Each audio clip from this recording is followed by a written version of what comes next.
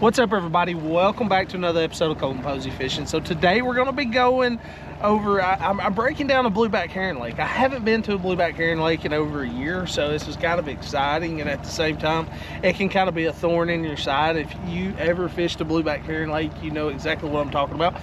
They can be very difficult at times, so I kind of wanted to get kind of a fresh view and be able to provide this content for you guys, especially you guys who fish blueback herring lakes a lot, like Lake Lanier, Lake Murray, up here at Lewis Smith Lake where I'm at today. So anyway, stick around because this is something you don't want to miss.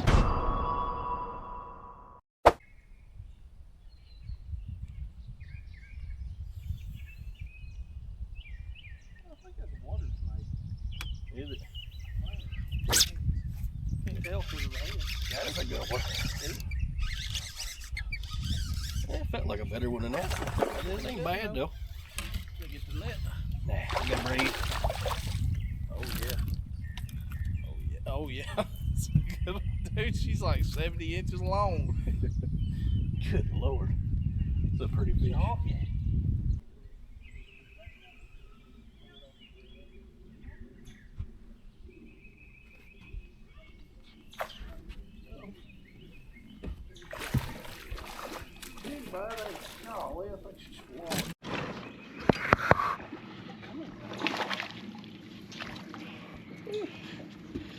Got a rough face full. We all jacked up on coffee and Mountain Dew. Oh man, that's a pretty fish. It is. It's been spawning. Look at that tail. Yeah, see, eat up a little bit, beat up, meat up. Oh jig.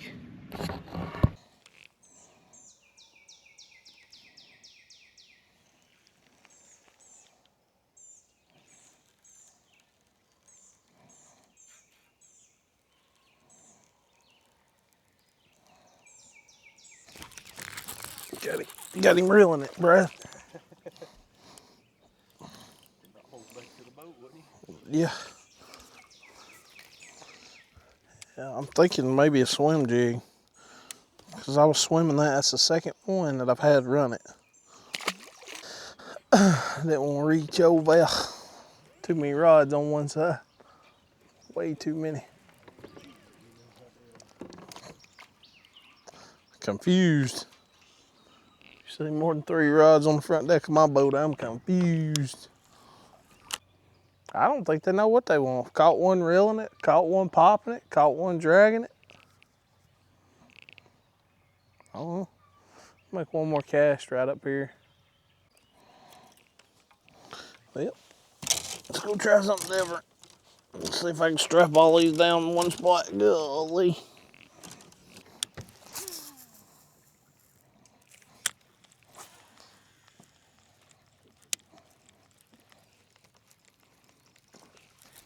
Oh, got him.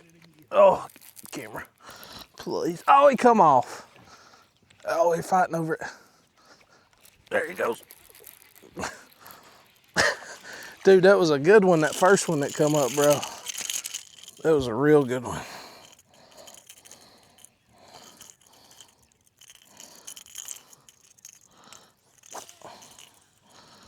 I done got her all tangled up here. That first one that come up, man, that was a good fish, bro.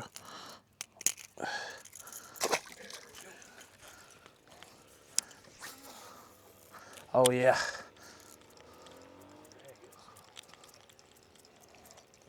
There you go.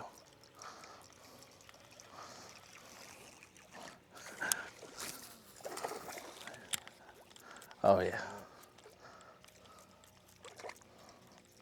Oh, yeah. That's a good one. Oh, crap. Let me get to there. I didn't know it was that good of a one. You got her? Yeah. Oh, yeah. Yeah. She's a chomp. Dude, there was a bunch. Ain't got shoes on.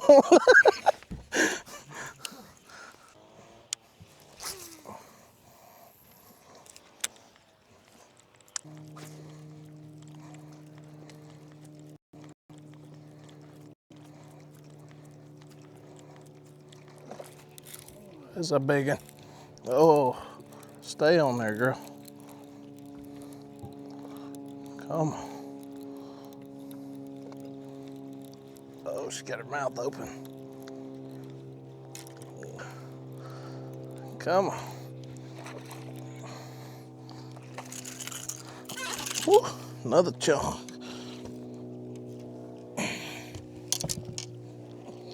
Boy, she is fat.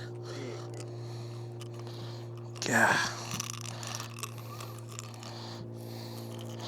She got her mouth full. Yeah, she's been spawning. These are herring eaters. So you may be wondering, how does he know that this fish is a herring eater? Well, there's one sticking out of its mouth, but other than that, well, she is pretty.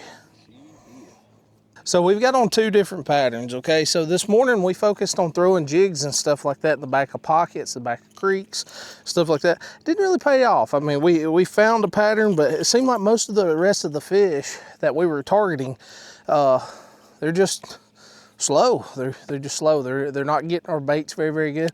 So that's when we made the decision immediately to come out here to the main lake. And I mean, we passed by one point, saw a few fish blowing up, stop, and that's where we're at now. So let's see what else we can catch.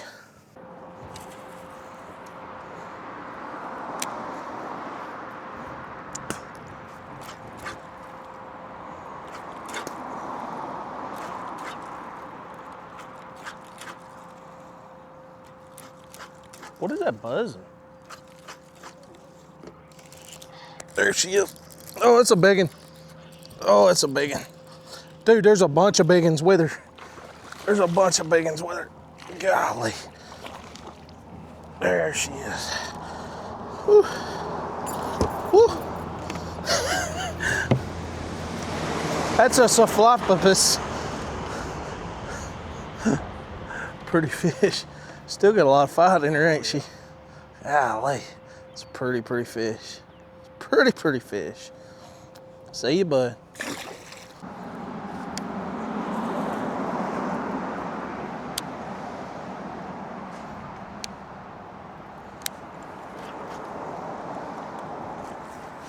Oh, he come off.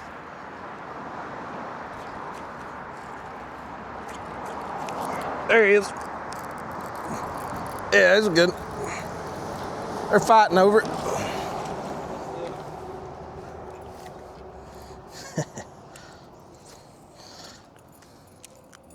Pretty old spot. Golly, got the joker built like a football, like a college football, man. You can't beat that this spot.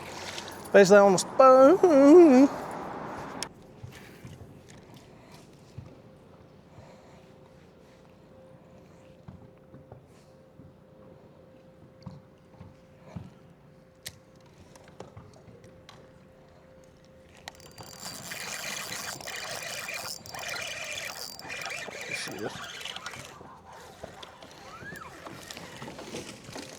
Woo! Wild, ain't she? Look at all of them. Look at all. They tried to get you glide bait. Ah! Can't make us up. Oh man. Oh, she's slimy.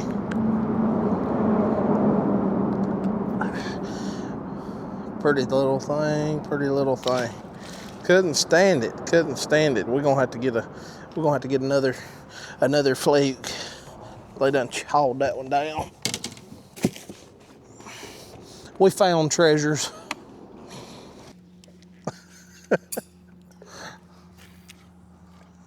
Every hook's dull now.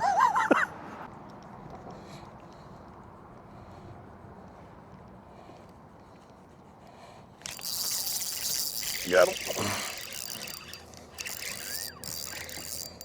Big one.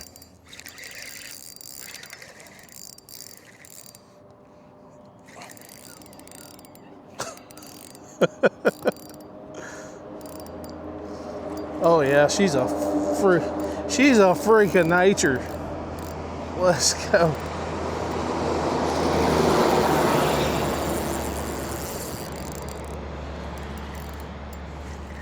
Golly, dude, look at this giant. Lord.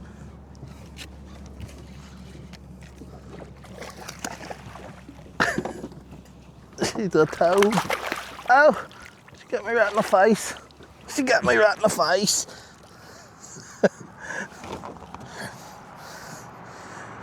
Woo! I ain't gonna lie to y'all, those pliers right here just went right up my crack. But other than that, that was great. That was a great catch. Golly. She wanted that. Like the old fairy stick.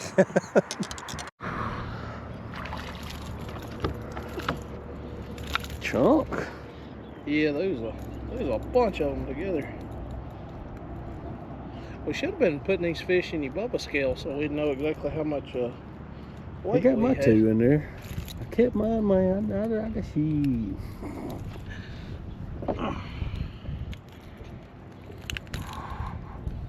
Party.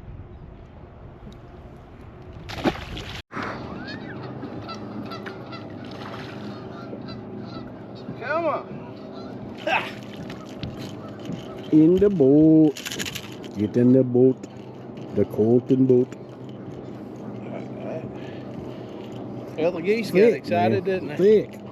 Yeah, she's thick. Party. This kind of fish. I like the catch. Especially those spots. Man, she's pretty. I figured they was gonna come up and hit the top water as soon as that ski boat went by. The ball. Figured that cut. Oh yeah, that's a big one.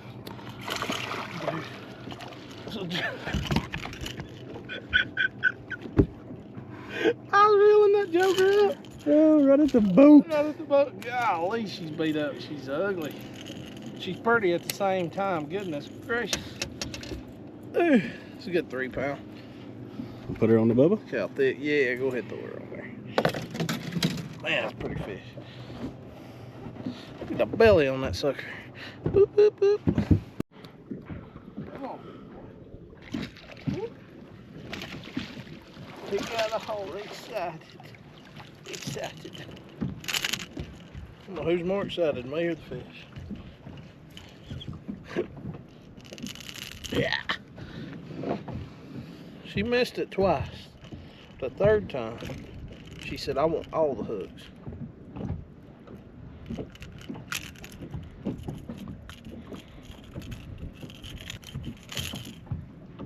Pretty thing. Long, girthy. Call her Gertha.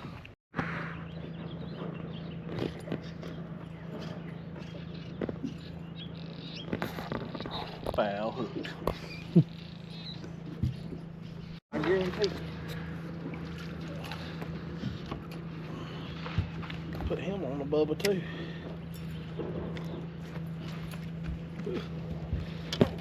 Oh, you good. You good. There we go. Oh, we'll trap a hold to him. Thick too. Good Lord, he's heavy.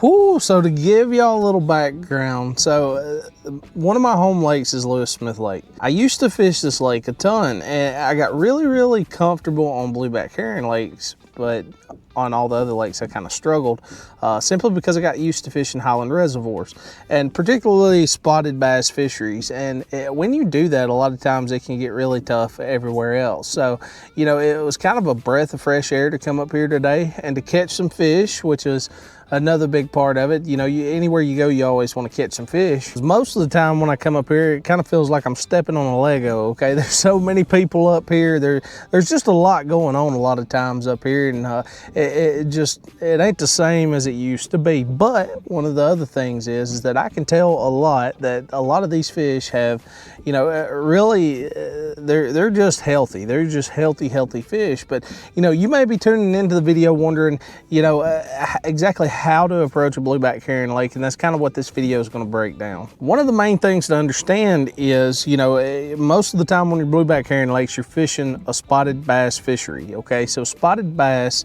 they have a little bit different attitude than a largemouth, okay? So a spotted bass is very aggressive, okay? When you think of aggressive fish, most of the time you think of smallmouth. Well, the spotted bass is just as aggressive, if not even more aggressive. I mean, they're just, they typically react to a lot of reaction style baits. But now here's the thing, in clear water situations like fishing up here at Lewis Smith Lake or fishing somewhere like Lanier, you know, these fish can get really finicky and the bite can get really, really tough. But, you know, we started out this morning going up in creeks because we didn't know what stage these fish are in. We didn't know if they were pre-spawn, spawn, post-spawn, all three. We had no idea. Well, one of the main things that we found out pretty quick, a lot of these fish are post-spawn. Every fish that we've caught has been beat up from the spawn. But when we go up in these creeks and stuff, we're doing stuff a little different. We're throwing flukes, we're throwing jigs, we're throwing a lot of the fun stuff like that. But now as we come out to the main lake, we're throwing a lot of top waters, we're throwing a lot of dart head minnows, we're throwing spoons. There's a bunch of different things that you can throw. And one of the main things is making sure, you know, on a herring lake, it's kind of like being at the right place at the right time. When you roll up and you see fish blowing up, you know you're going to catch a bunch of fish. But you got to get on them right then, because if you don't, they can, you know, they just move so fast. I mean, like we rolled up on some on a bridge back here, and the bridge where we was at, that was probably like 80 feet in front of us, and then before we knew it, there were like 40, 50 yards way on out ahead of where we had just saw them. So, you know, they're moving really, really quickly, and that's one of the things that, you know, can kind of help you if you're used to fishing river systems, if you're used to fishing other lakes. It's not set up like a highland reservoir that has a lot of blueback herring or a lot of shad chasers like spotted bass and stuff like that. Typically you're slowing down and picking apart everything. On a herring lake, it's not that you don't want to slow down. When I'm in the creeks and stuff, I'm going to slow down. I'm going to pick everything apart. Every lay down, every rock, every brush pile, all that stuff, every dock, every inch of a dock. But at the same time, I want to cover a lot of water, because you want to find fish that are grouped up together, because you will notice most of the time the fish that are grouped up together are typically more aggressive. Now, if you're fishing a pressured reservoir like we're fishing today, then a lot of times you're only going to get 1 or 2 fish out of that school, maybe 3 at the most, and then you're kind of going to have to move off and try to find something different, because the fish just get used to getting caught really, really quick. So you kind of have to move and, you know, just cover a ton of water. So using your reaction style baits, your swim baits, your square bill crankbaits, your flutter spoons, jerk baits, anything like that to cover a lot of water, you'll catch a lot more fish. Now, one of the things that probably would have helped me more than anything,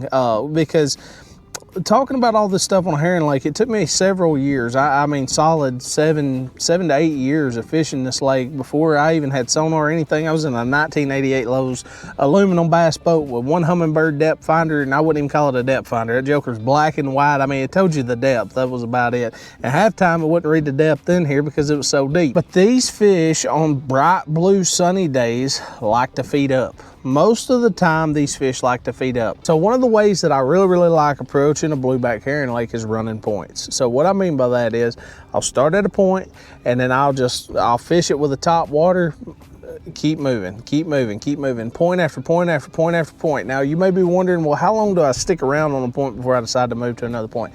10, 12 casts. 10, 12 casts, nothing comes up, you see no activity, pack up, go to the next one, because you never know when you're going to bump into them. So 10 or 12 casts, and I'm done. I'm moving on to the next spot. Now, another notorious way to catch these fish is around docks. A lot of times, as you get into the summer, these fish will like to push right up under docks, and they may sit 10 foot and they may sit 20 foot. Now, they may sit all the way down to 50, 60 foot or right up against it. You don't ever know. That's kind of where your sonar kind of comes in handy, or you can do it the old way like we used to do it. Toss something in there and count your bait down. You ain't got to reel it, you ain't got to pop it, you ain't got to do nothing, because most of the time these fish are going to strike it as it's falling anyway. So when you get that strike, you know, hey, I counted to 10, these fish somewhere around 10 foot, you know, so then you can kind of count that down each time you're fishing each dock. But now, one of the main things to pay attention to on a herring lake is they're typically easy to pattern. So what I mean is, we caught these fish on a bridge a minute ago, so now I could probably run up to the other side and on another bridge and just smoke them on that bridge, and then run up to the other side on another bridge and catch them on that bridge. So, you know, you can kind of just go back and forth and pattern them pretty easy. You find them on points, run your points real hard. And a lot of times on a blueback herring lake, there's multiple patterns going on, whether that's shallow, whether that's deep. And here's the thing, don't let deep water overwhelm you. That's one of the main things that I see anglers do most of the time. They get overwhelmed by deep water. They get out here and they're like, my goodness, if I drop my flip-flop, I'm never getting it back. Well, you're probably right. You ain't getting your flip-flop back, but you can understand that a lot of these fish, they're not sitting super, super deep depending on what time of year it is. During the winter, yes. During the middle of summer when that boat traffic's crazy out here, yes, a lot of them's gonna go deep. But you know, this time of year, the spring, going into fall, all that stuff, early mornings, you know, these fish, they may be pushed out on a point that's 120 foot deep, but the fish are sitting 5 to 10 foot deep. So your top waters and stuff like that, your jerk baits are gonna be more predominant, you know, during those times. Now, one of the main things that you can look for is clay. Clay can tell you a lot. A lot of times these fish like to hold close to clay, okay? For whatever reason, I have no idea why, but you know, a lot of times these spotted bass, if you get on a point that's just solid rock, you may catch a few. You get on a point that's solid clay, a lot of times you're gonna have a lot of fish stacked up around that clay area. So, you know, that's kind of my tips, is just cover a lot of water. Cover a lot of water. Don't get overwhelmed because it's deep water. Keep your boat further off the bank. When you're in this clear water and stuff, if they get close to your boat, they will shut down quick. They will shut down on you so fast. They will just turn off, and then you're just gonna have to move anyway. So, you know, stay further off the bank, make super long casts. Always keep a top water on. We will catch fish up here when the water temp is 50 degrees on top water. For some reason, these fish just push these herring close to the top water. I say for some reason. Blueback herring is a saltwater fish, okay, but they can live in brackish water. Typically what these blueback herring do, they live out in the ocean. Certain times of year when they go to spawn, which is in the spring, they'll push up in these river systems, they'll spawn, and then they'll move back out. So you're dealing with a bait fish that has a saltwater attitude that's living in freshwater, so it's going to treat your lake like an ocean. It's going to school close to the top of the surface.